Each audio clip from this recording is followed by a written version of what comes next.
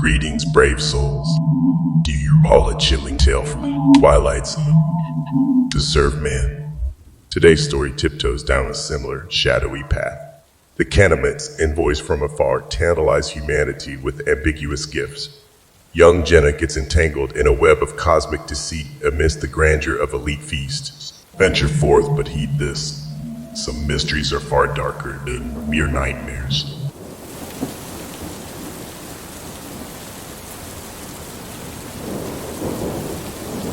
To serve man, the dark epilogue.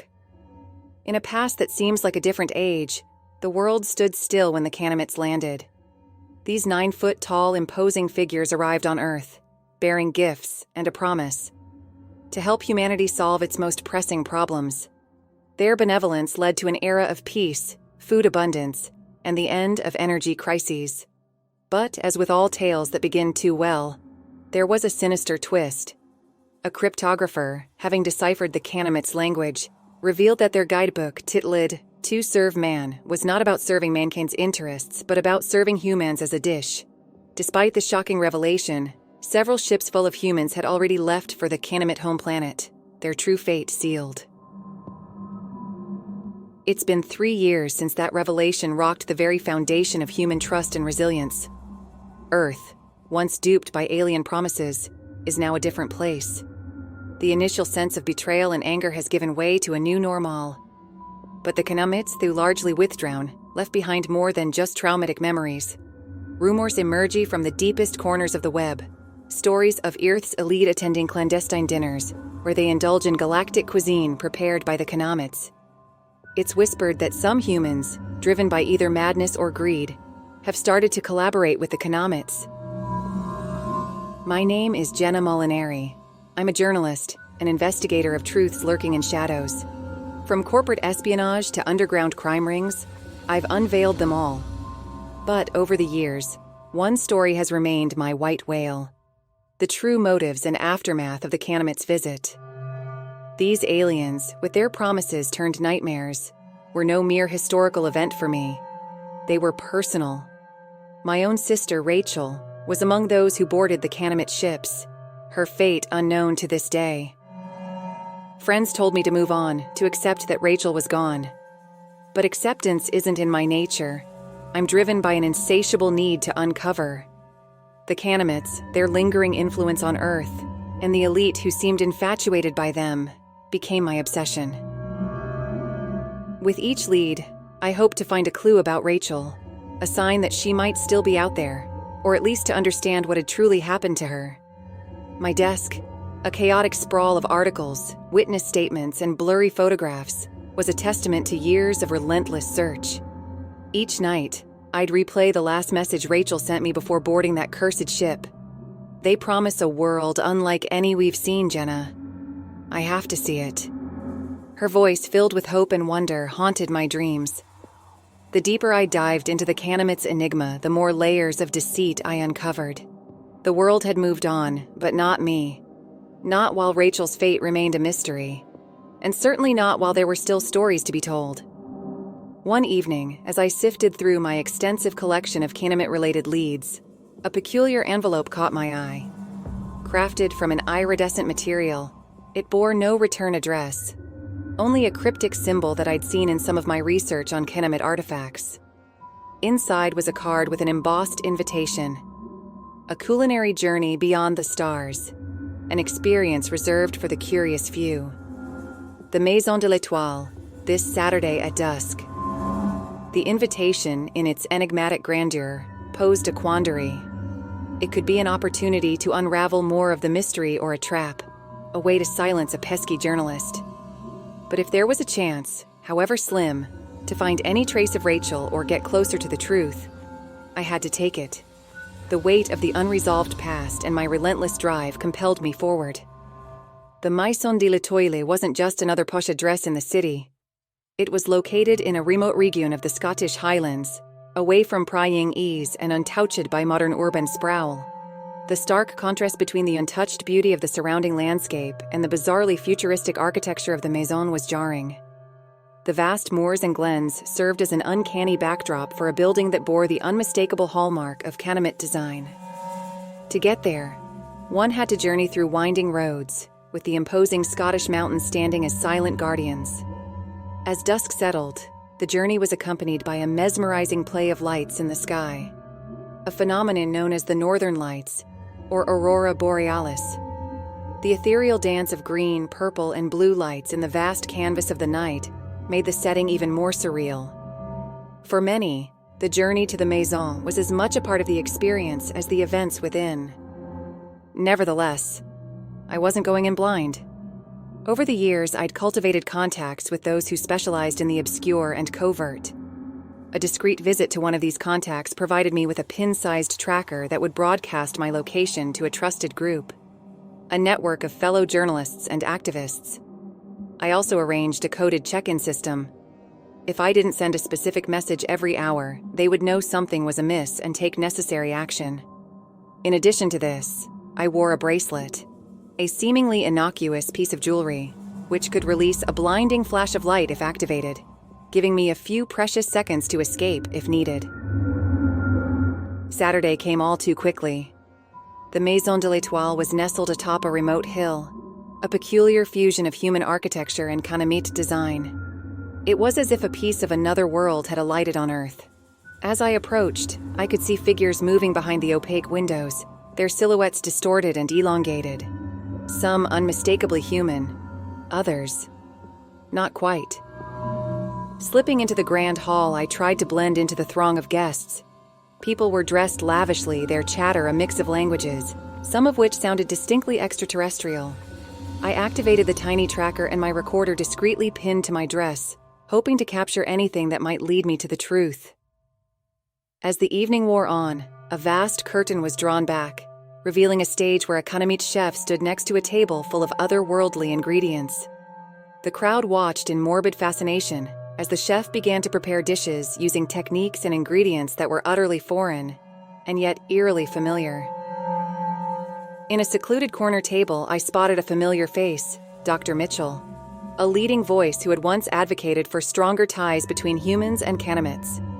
He was deep in conversation with a figure draped in a hooded cloak. Dr. Richard Mitchell was a name I knew all too well. When the Canamites first made their grand entrance into our lives, Mitchell was right at the forefront. As a respected astrophysicist, he eagerly bridged the gap between us and the towering aliens. I remember watching his press conferences, where he passionately spoke of the benefits of this newfound alliance. At the time, I was enamored by his eloquence and optimism. He painted a future so full of promise. But everything changed with the reveal of the Canamites' real intentions. As the world recoiled in horror, fingers were quickly pointed at Mitchell. Many saw him as naive. Others called him a traitor. I remember his abrupt fall from grace, his speeches silenced and his reputation in tatters. Yet throughout my investigations, whispers kept leading me back to him. Hushed voices claimed he hadn't severed ties with the Canamites, and instead, he had delved deeper into the murky world of extraterrestrial diplomacy. I had my own conflicting feelings about Dr. Mitchell. At the outset of my investigation, I had reached out to him multiple times, hoping he might shed some light on Rachel's disappearance. Each attempt was met with silence or evasion. It was frustrating. There were moments when I wondered if he was just a pawn, too blinded by his own hope to see the truth. But as the layers of my investigation peeled back, revealing hints of his continued involvement with the Canamites and other unsavory rumors, suspicion replaced my earlier empathy. And now, seeing him here, at the Maison de l'Étoile, a place shrouded in whispered rumors and chilling tales, my resolve hardened. The way he interacted with that shadowy figure made my skin crawl. It wasn't just scholarly curiosity that tethered him to this world. No, there was something more, something darker. I needed to find out what Dr. Mitchell was truly up to. If it meant getting answers about the Canamites, and more vitally, about my dear sister Rachel, then confronting this man was a risk I had to take. The figure that Dr. Mitchell was conversing with seemed out of place, even in such an eclectic gathering. Draped in a heavy dark cloak, their identity was completely obscured. No facial features were visible, and even their hands, if they were exposed at all, were wrapped in a fabric that shimmered, reflecting the room's ambient light in a mesmerizing pattern. Their body language was reserved, almost statue-like. Yet, when they leaned in to converse with Mitchell, there was an evident fluidity to their movement. The cloak, despite its heavy appearance, flowed gracefully around them, betraying not a hint of their form underneath. Every so often, when Dr. Mitchell would make a particularly emphatic point, the cloaked figure would tilt their head slightly, as though considering or perhaps challenging his words. The dynamic between the two was intriguing. While others in the room laughed and indulged, these two were locked in a conversation of palpable gravity. I tried to pick up snippets of their conversation, but the hum of the room and the distance between us made it challenging. Yet one thing was clear. This mysterious figure held a significant influence over Dr. Mitchell, and I couldn't help but wonder who, or what, lay beneath that cloak. Taking a deep breath, I approached them, my voice steady. "Dr. Mitchell." Both turned towards me, the doctor's face pale with surprise, while the cloaked figure remained inscrutable. "Miss Molinari," Dr. Mitchell stammered, clearly not expecting to see me.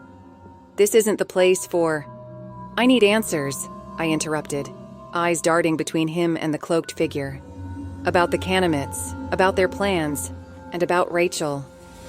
The cloaked figure leaned back, and for a moment, a silvery glint from beneath the hood hinted at eyes watching me closely.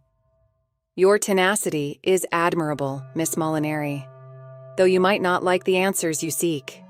Dr. Mitchell sighed, rubbing his temples. "Jenna, it's complicated. The Canamits, their motives, and what they left behind. There's so much you don't know." "Then enlighten me," I retorted impatiently. The soft chime that had sounded earlier echoed again through the hall. "Ah, the grand revelation," the cloaked figure intoned. "You're in luck, Miss Molinari. Your answers await." Guests around us began moving towards a set of large, ornate doors that had previously been concealed. I hesitated, but curiosity overpowered my caution.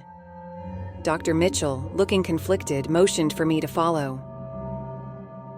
Beyond the doors was an expansive chamber, illuminated by a constellation of luminescent orbs floating midair. In the center stood a large crystalline structure, emanating a soft, pulsating light. Around it, the guests gathered, their faces a mixture of awe, anticipation, and fear. A holographic projection appeared, showcasing Earth and the Canamit home planet, connected by shimmering threads of light. The cloaked figure stepped forward, voice echoing throughout the chamber. "We've gathered you here to share a revelation. The Canamits may have betrayed Earth, but their actions weren't driven by sheer malevolence. These connections," the figure gestured to the threads of light, "are channels of energy, knowledge, and possibility. They hoped to bind our planets together, creating a symbiotic relationship." Dr. Mitchell added, "Some of us have been working to understand this connection, to harness its potential for the betterment of both species." "You expect us to trust them? After everything?" I demanded. "Not trust," the cloaked figure said, lowering its hood to reveal a face that was neither human nor Canamit, but something in between, a hybrid. "But perhaps understand. Our existence is proof that there's more to this tale than what's been told." As the guests gathered around the crystalline structure, the Canamit chef who had been showcasing his culinary skills earlier wheeled out a large table with dishes covered in silver cloches. The aroma wafting from beneath them was intoxicating, familiar yet alien, a tantalizing blend of the earthly and the extraterrestrial. The cloaked figure gestured towards the table. "The food you see before you is symbolic of the union we speak of. These dishes are a fusion of Earth and Canamit culinary arts, representing the potential of our two worlds combined." Dr. Mitchell nodded in agreement. "In our quest to understand the connection between our planets, we've explored various facets, and cuisine is one of them. By blending ingredients from both worlds, we've created dishes that are not only exquisite, but also represent the harmony that could exist." I eyed the dishes skeptically. "Is this what the elite dine on? A blend of the two worlds, while the rest of us are kept in the dark?" The cloaked figure responded calmly. "This gathering isn't about elitism, Miss Molinari. It's about sharing knowledge with those willing to understand and accept. These dishes are metaphors, representing the balance of two civilizations. Guests started sampling the dishes, expressions of surprise and delight evident. The flavors were unlike anything they'd ever tasted. I, too, hesitated for a moment before trying a small morsel. The explosion of flavors was unlike anything I'd ever experienced. Sweet, tangy, earthy, and ethereal all at once. The dishes looked delectable, meticulously crafted, with colors and textures that seemed to meld the familiar with the exotic. The aroma was enticing, and many guests seemed unable to resist sampling immediately. As I reached for a dish, a cold hand stopped me. It was the hybrid from the depths of the hood. A voice whispered so only I could hear.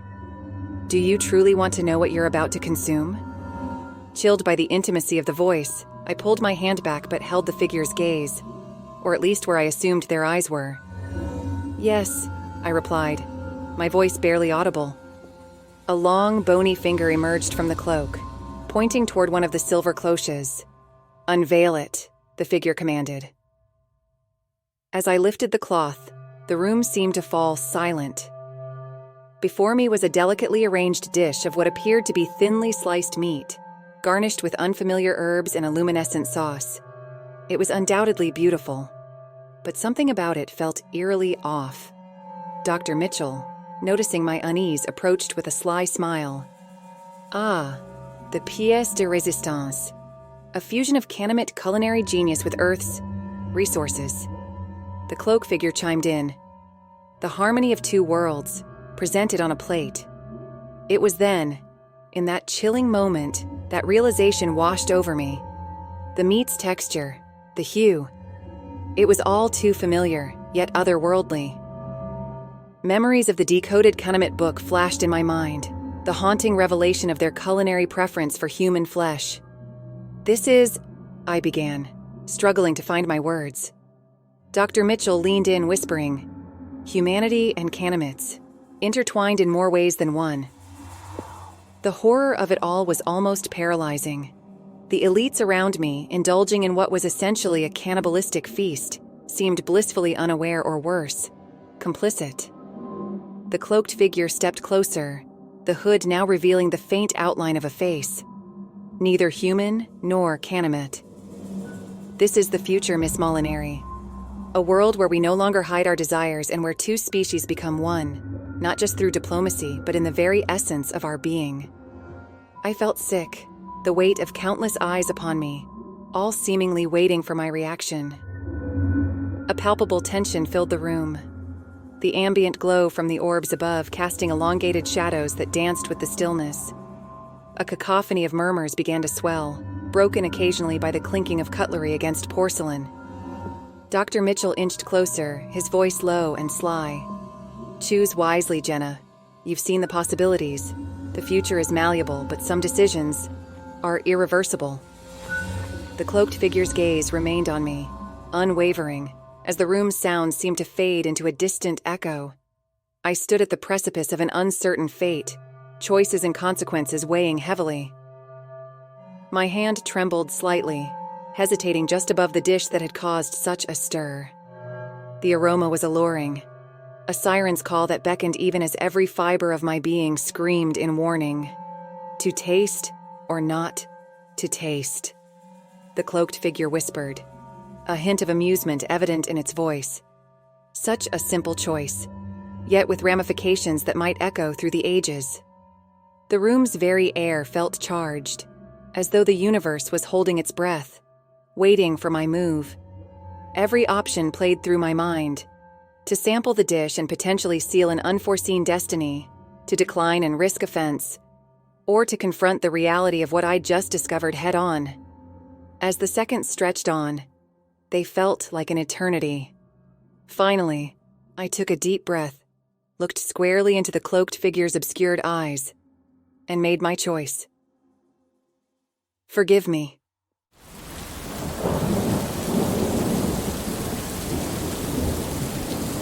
In a universe filled with infinite possibilities and countless worlds, the boundaries that separate one species from another can often blur.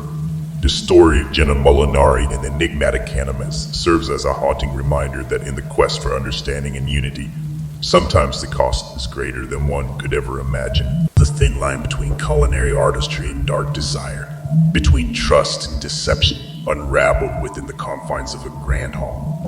As the echo of that fateful evening fades, we are left with a lingering question. At what point does the merging of two worlds result in the loss of one's own identity? Venture carefully into the unknown, for some truths may be too harrowing to digest.